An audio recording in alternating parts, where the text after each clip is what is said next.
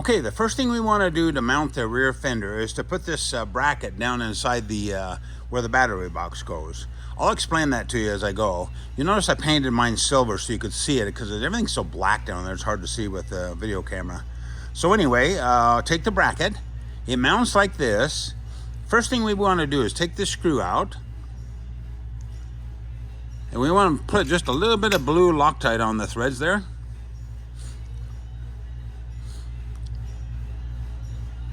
Just a little dab. The reason for that is we don't want this to vibrate out later when you're riding down the road. So just a little bit. And then go ahead and screw that in on the nut side. And then make it so it just flush on the back side. Don't go any further because it'll be too hard to put the bracket in. So just flush on that side for now. Just like that. Now we'll go ahead and install this on the bike. Now we want to mount this down into the battery box area there. There's a square area here that it straddles. So what we do, we put that down in there like that. And then we'll push these flanges against that, into that square portion. And you'll notice that tongue thing just hangs down and hits the sheet metal down there.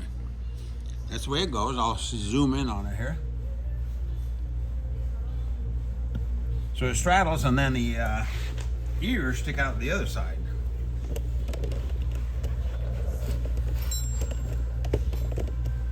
That's the ear right there.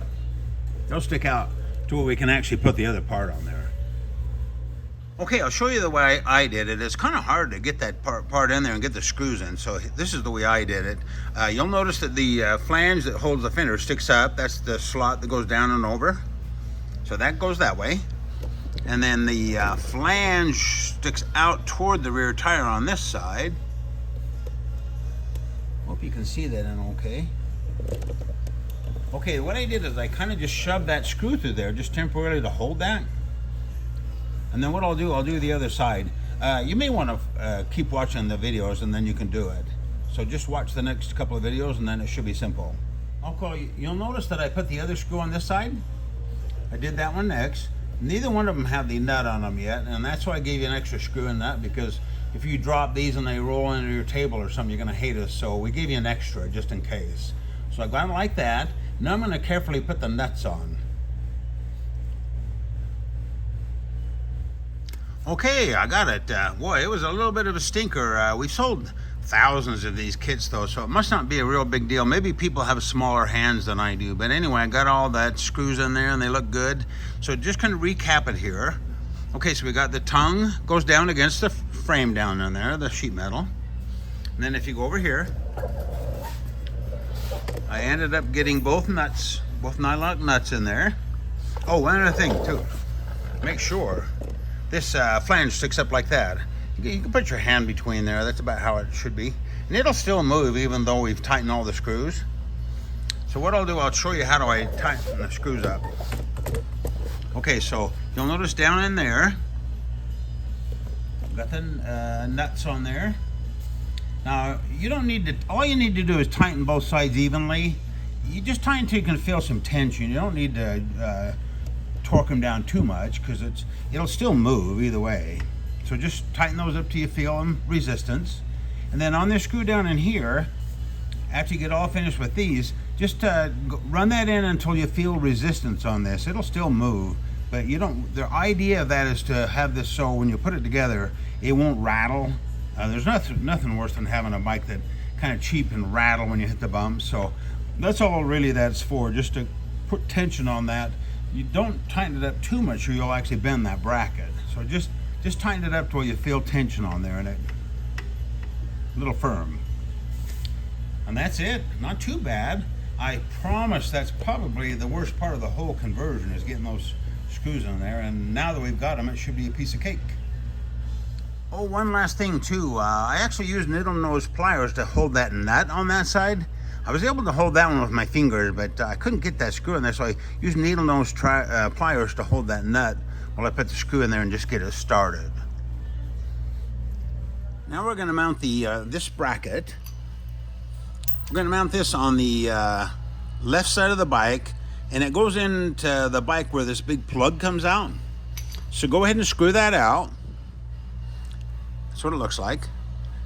And then if you'll notice, on the kit, we give you a piece of paper, and it shows no rubber and then with rubber. So if you'll notice, this bike, it has the rubber. Let me zoom in on it for you. It has this rubber thing here. So we'll go with this one. Most bikes will be that way. If by chance that rubber bushing is missing, then you can go ahead and use this one. So most bikes would be this way. Whoops, okay. So what we want to do, we want to go ahead and follow the picture. This is what it is. So you got the bracket, you got the screw, the big screw with the washer. Then the flange side, we're going to put the bushing in there. And then we're going to screw that in. I'll be right back. Go ahead and tighten this up just to where that bracket moves up and down. That way when we put the strut on, it'll move to match the strut, and then we'll tighten this up after. I'll remind you about that. Let's do the other side. Now the right side of the bike is real simple. We're just going to go ahead and put this clamp around this round section that comes out of the brake hub here. And when you snug this up, make sure that you have about the same amount of clearance on both sides. It's better than if you tighten one too close and the other, you know. It's really better to have the same. It's not critical, but anyway, what I did is I went ahead and installed this, and I snugged it up just a little bit, kind of aimed it just back toward the back just a little bit for now. May want to leave those just a little bit loose. Don't get too carried away, because we may want to move this back and forth a little bit. And I'll show you where it mounts on there. It goes just like that, and it fits against the black part of the swing arm here. Now we're going to go ahead and mount our struts. Okay, this is what it looks like on the right side. It just has the single bolt. And if you'll notice, the bolt is on the outside of the aluminum. The strut is on the inside of the aluminum. Then the nut and the washer goes on the inside. That's how it looks. So you got the bolt goes through the aluminum, the strut on the inside, and then the nut and the washer are on the inside as well. Just like that. You go and snug that up just a little bit. And then we'll put the other one on the other side. Okay, and this is the strut on the left side. It has the two screws, two nuts, and a washer on each side. The way we're going to mount that one is the strut goes on the inside of the aluminum bracket, just like that. So aluminum on the inside of this, and you've got the screw with the washer on this side. And now on the back side, you have the nut and the washer on the back side.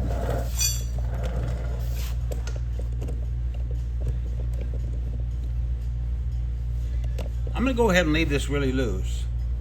That way I can slide that fender in there. Leave that one pretty loose. Okay, time to install the fender. Okay, what do you slide the fender down into this slot right here, and then push it over to the left side here, and then center it on the left side, right side, center it on the tire from behind, and then just go ahead and snug that up a little bit. We may want to move this a little bit once we get the struts on, so just leave that just a little loose, don't get too carried away, and then we'll do the back. Okay, the rear struts, the way they mount is just like this. You got the screw, the lock nut, lock washer, and then if you have a fancy paint job on your bike, you may want to put the little black nylon washers in between the strut and the fender. That'll kind of keep it from scratching that real nice paint job. This is our bare fender, so I'm not going to worry too much about that. These are anodized, so they won't scratch, won't affect it.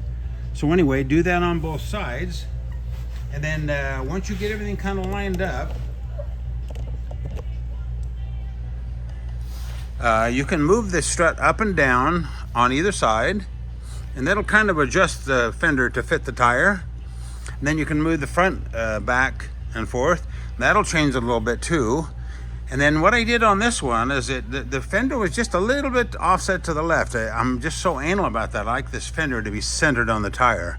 So what I did is I took the We give you spare washers in the kits. It can even be a bigger washer than the 1/4 inch that we supply with the screws. If you'll notice that I put a washer in between this bracket and the strut right here. What that did, it kicked it off on an angle a little bit more toward the bike on the top. Now if you put the washer there, it'll go that way. If you push put the washer on the bottom screw, it'll go this way. So I did that, and it really did make a difference. It just, in fact, I didn't really tighten this one a lot, just snug, and then I tightened the bottom a lot. That way the fender came out perfectly centered on the tire. I'm just really fussy about that. Most people aren't, but I like the fender to be centered and then not high or low on either side. And then once you get everything set, go ahead and double check and tighten everything up. You may even want to put blue Loctite on these, even though we'll give you a lock washer and a washer. If you're going to do a lot of heavy riding and high-speed stuff, you may want to put a little blue Loctite on these as well. So there you have it. Once you get it all fit, double check those screws and nuts, and then should be good to go. Oh, I forgot to mention too, make sure when you get it on and where you want, tighten this bolt. Don't get too carried away. It's just going into aluminum. You don't need to torque it ridiculous. And then make sure you tighten those 2 screws on your clamp back here. These 2 screws. You want everything tight. You don't want things coming loose and falling off, that's for sure.